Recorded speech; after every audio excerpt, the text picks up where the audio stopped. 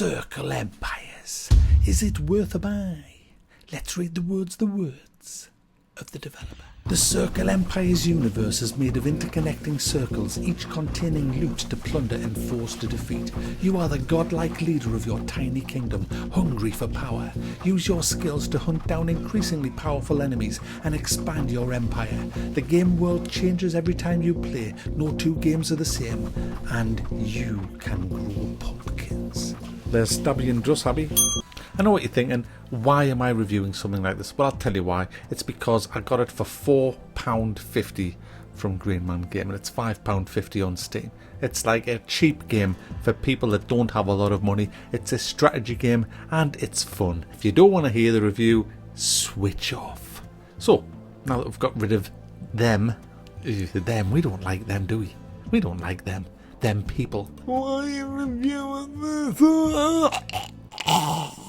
So, there's lots of different size maps in this. You unlock more as you go on through the game. It's all procedurally generated, so they're not specific like map designs. It's just the amount of locations in the map. It's as simple as that. There's small, medium, large, extra large, and stuff like that. There's also 3 game modes, but to be honest, the only one worth playing is the Total Conquest one. I think it's easy, medium, normal, hard, extreme, and nightmare. And the only 2 difficulty levels worth playing are extreme and nightmare, because hard is just not hard at all, to be honest with you. Anyway, how do you play? Well, you start off on a random location, and that location, as well as all the other locations, will have a specific resource. Now that might be food, it could be trees, or it could be gold. They're the only 3 resources in the game, and you need them 3 resources to buy units. Some cost food, some cost gold, some cost trees. Well, wood it is. Some cost a little bit of each of them. Some cost just 2 of them. And so you need a good balance of all 3 resources. And to get more resources of a different type, you have to take over various, we'll call them circles on the board. And each circle will be owned by either monsters or one of the other factions that you've put in. To take over a circle, you have to kill everything that's in there and then move one of your units in, and then you will successfully take that circle. You can then start harvesting the resource that's in that circle, and that will be added to your big stockpile for you to spend.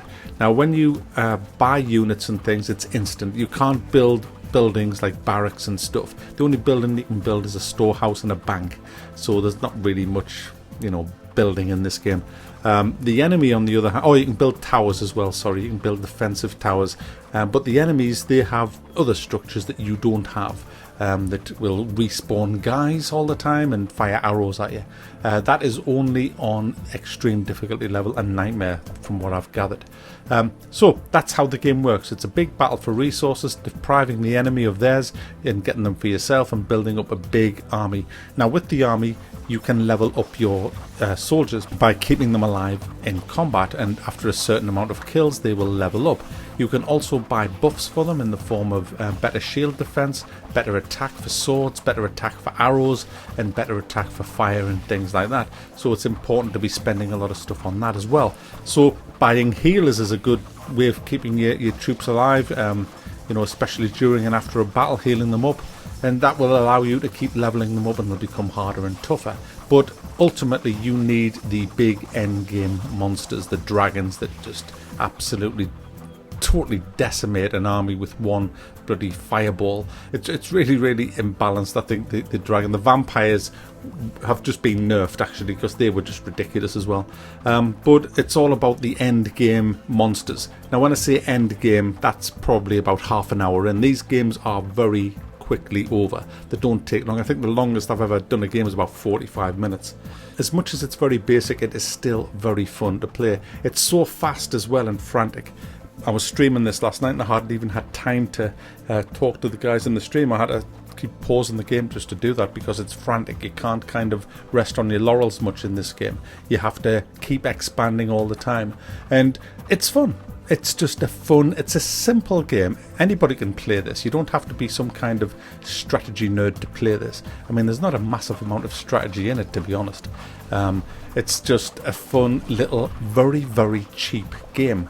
I mean, £4. I've already had my money's worth from it, bought it for $4.50, and I've had my money's worth already. You know, I've played it for I think 4 hours, and I've had fun playing it. It was worth a buy, definitely. So I'm thumbing this up, guys. It doesn't have multiplayer. I wish it did, and it still needs tweaking. It still needs some balance issues addressing.